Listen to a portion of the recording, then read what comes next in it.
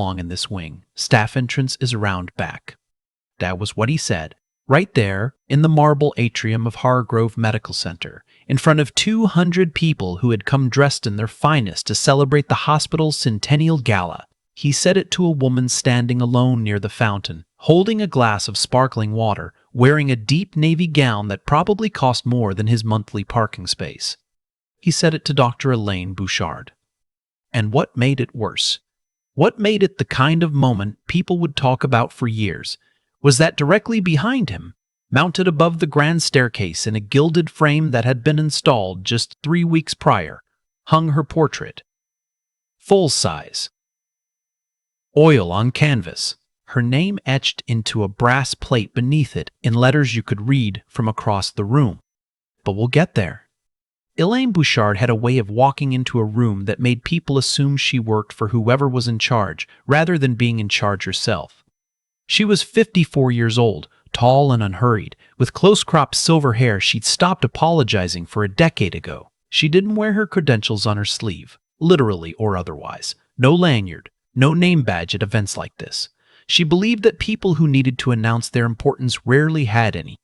She had grown up in Baton Rouge, the daughter of a school teacher and a man who drove a city bus for 31 years. She'd gotten into Tulane on a merit scholarship, then Johns Hopkins for medical school, then a fellowship at the Mayo Clinic that her mother had wept over on the phone for 20 minutes straight. She had spent the last 18 years at Hargrove as a cardiothoracic surgeon, the last 9 of those as chief of cardiac surgery. 2 months ago, the hospital's board of directors had voted unanimously to name her the next chief medical officer, the first black woman to hold that title in the hospital's 100-year history. The portrait in the atrium had been the board's idea, a centennial tradition, a way of saying, "This is who we are now." Elaine had been quietly embarrassed by it.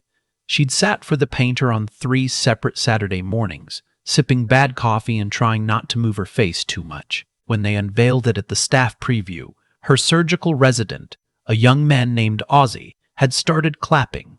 And then everyone else did. And she had looked at the ceiling because she didn't know what to do with that kind of attention. She was thinking about Ozzy, actually, when the man first spoke to her. She had stepped away from her table to get some air near the fountain. The atrium was warm with bodies and perfume, and the kind of forced laughter that happens when rich people are trying to impress other rich people. She wasn't antisocial exactly. She was tired. She had come out of a 14-hour surgery at 6 that morning, a 57-year-old grandmother with a dissected aorta who had walked out of the ICU on her own 2 feet by noon, and she had gone home, slept for 4 hours, put on the navy gown, and come back.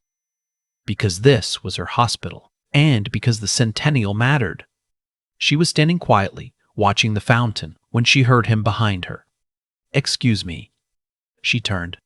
The man was somewhere in his late 60s, wide through the shoulders, with the kind of tan that comes from golf rather than work.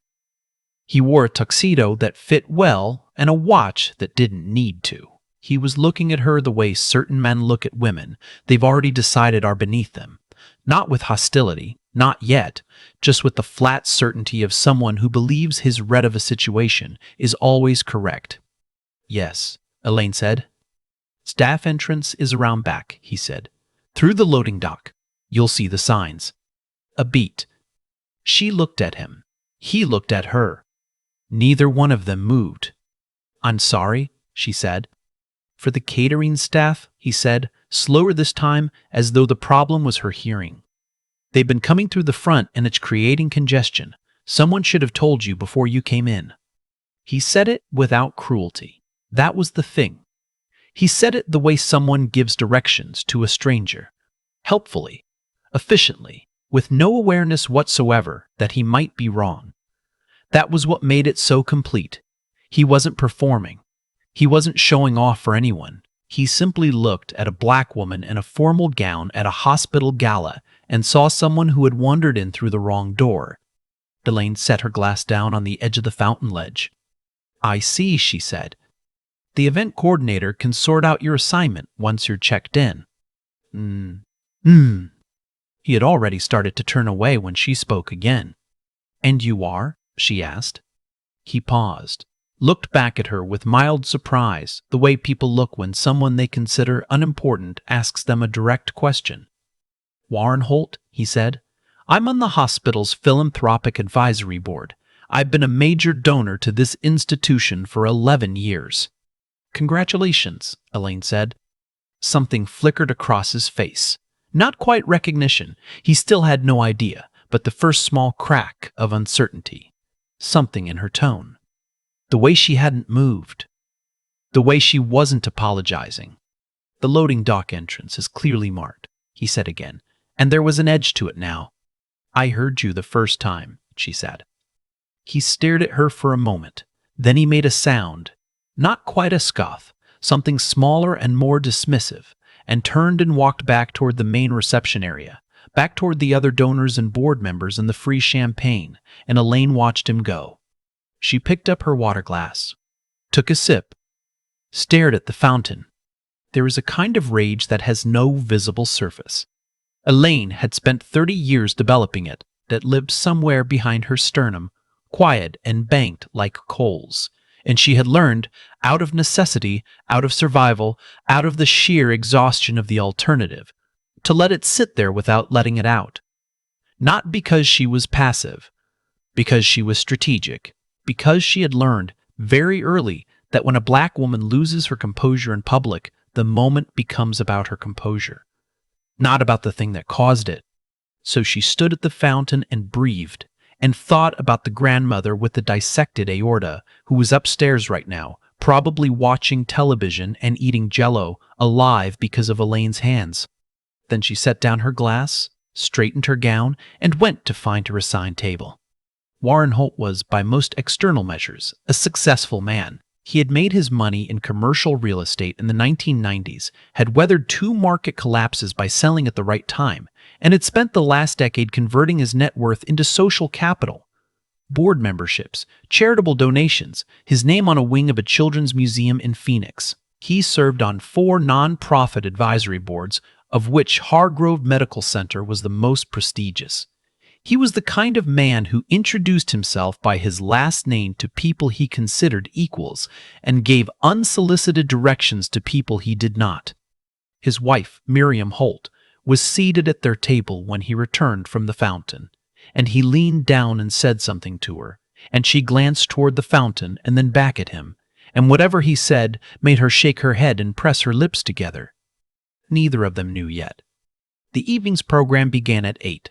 The hospital's board chair, a precise woman named Dr. Patricia Anand, welcomed the guests and gave a brief history of the institution, founded 1925, first cardiac catheterization lab in the state, research programs in 3 countries. She thanked the donors. She thanked the staff. She noted that this evening would include several special recognitions.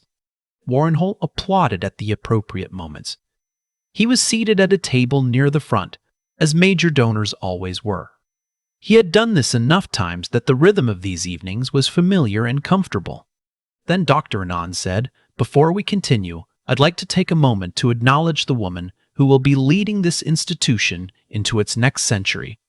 Holt glanced up from his program. "Most of you know her by reputation," Dr. Anand said. "Some of you have been fortunate enough to know her personally. She has performed over 3,000 open-heart surgeries at this hospital. She has trained 41 surgeons who are now practicing in hospitals across this country. She has published research that has changed the standard of care for aortic repair worldwide. And 2 months ago, our board voted unanimously to name her chief medical officer." A murmur in the room. Warm, anticipatory. "Would you please join me in welcoming Dr. Elaine Bouchard?" The applause started before she reached the podium. She came from a side door near the stage, not hurrying, the navy gown steady around her, and she walked the way she always walked, like someone who had somewhere to be and was already there. Warren Holt began to clap along with everyone else. Then he looked up toward the staircase. The portrait had been in his peripheral vision all evening. He had noticed it when they arrived, had registered it the way you register any large painting in a room, without fully looking, without reading the nameplate. He looked at it now. He looked at it for a long time. The woman in the portrait was wearing a white coat over a dark blouse. She had close-cropped silver hair. Her expression was composed and direct, the expression of someone who is accustomed to making decisions and is at peace with the weight of them. Holt looked at the podium. He looked at the portrait. He looked at the podium again. The woman standing at the microphone was wearing a navy gown instead of a white coat. But the silver hair was the same, the posture was the same, the posture was the same.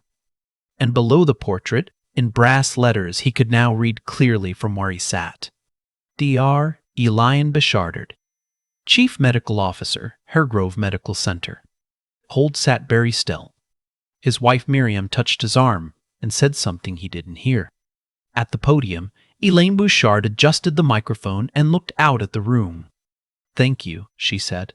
"I'll try not to take too long, because I know there's food coming and it smells incredible." Gentle laughter. "I've been at this hospital for 18 years, she said. "I came here because of a conversation I had with a patient. I was still a fellow. She was 71 years old, and she'd been told by 2 other surgeons that her heart was inoperable. I disagreed with them." A pause. "She lived another 14 years. She sent me a Christmas card every December until she passed. I still have all of them." The room was quiet in the way rooms get when they're actually listening. "This hospital gave me the space to disagree," Elaine said. "To push, to get it wrong sometimes, and to get it right more often, and to train other people who would get it right even more often than me. That's all any institution can do, give people the space to do their best work." She looked out at the tables. "I don't take that space for granted. I know how rare it is." She thanked the board. She thanked the staff by department, from surgery to food services to the transport team that moved patients between floors, because none of this works without all of it, she said. She mentioned the grandmother from that morning without using her name. Just the outline of it. 14 hours. A dissected aorta, walking on her own by noon. A few people near the front exhaled audibly.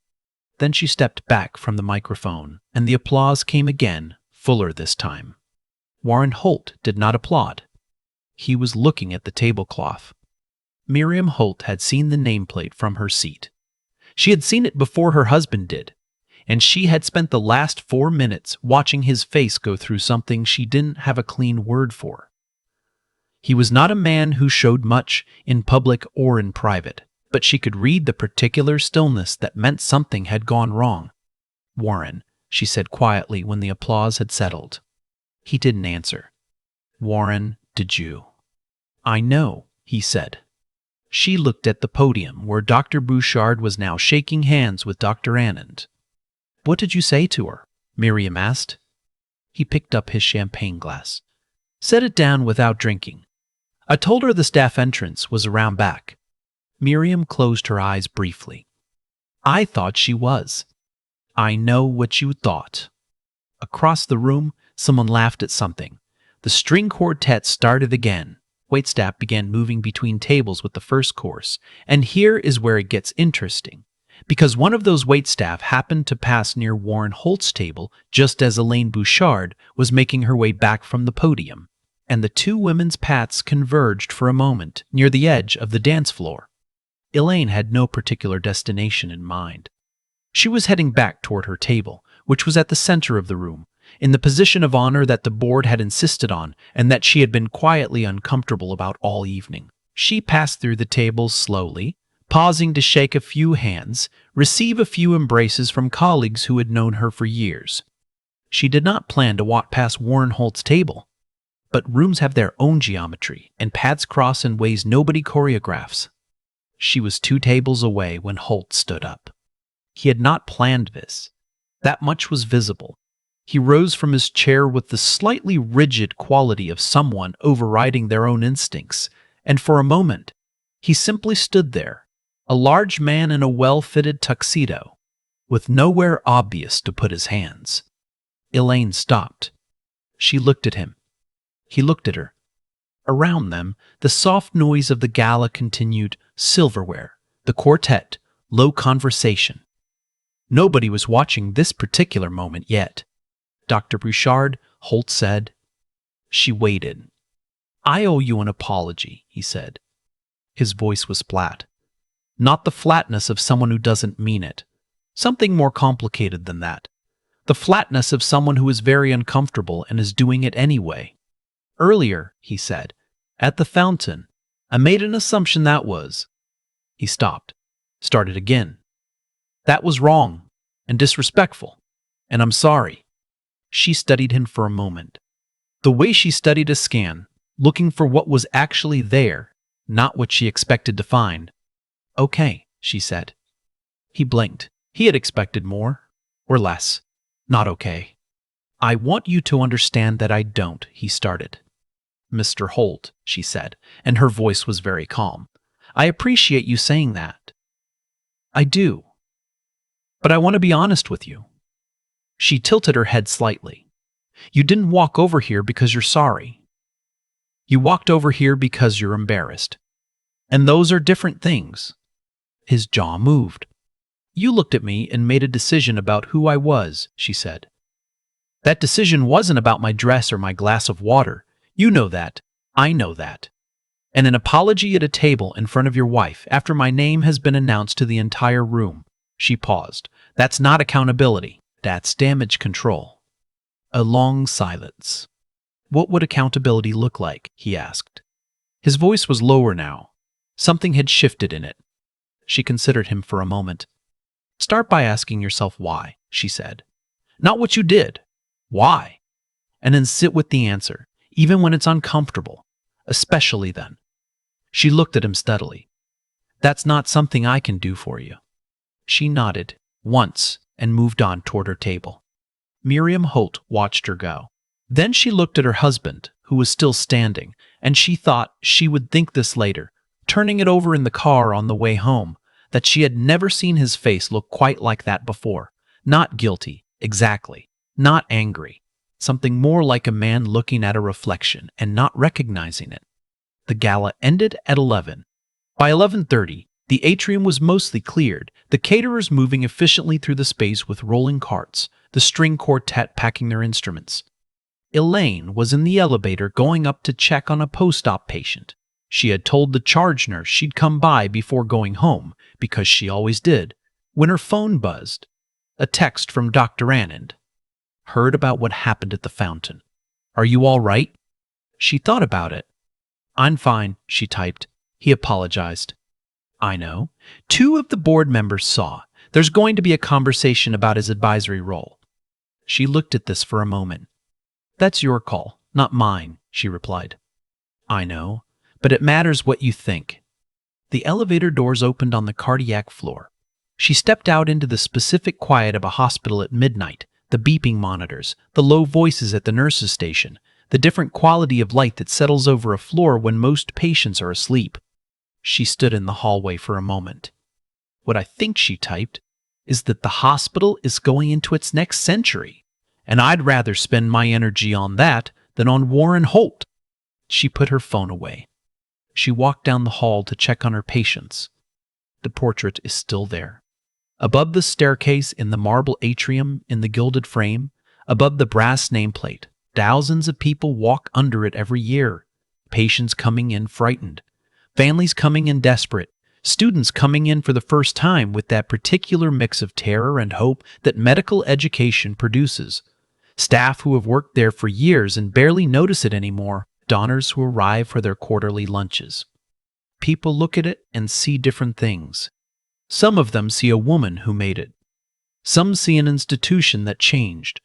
Some see a reminder, or a challenge, or just a painting in a frame. What they're looking at when they look at that portrait is a woman who came in through the front door. She always did. I keep thinking about that fountain. The way Elaine just stood there after Warren Holt walked away. Not chasing him, not calling after him, not performing her anger for anyone in the room. Just standing, picking up her glass, taking a sip, like she decided, a long time ago, that his opinion of her was not her emergency.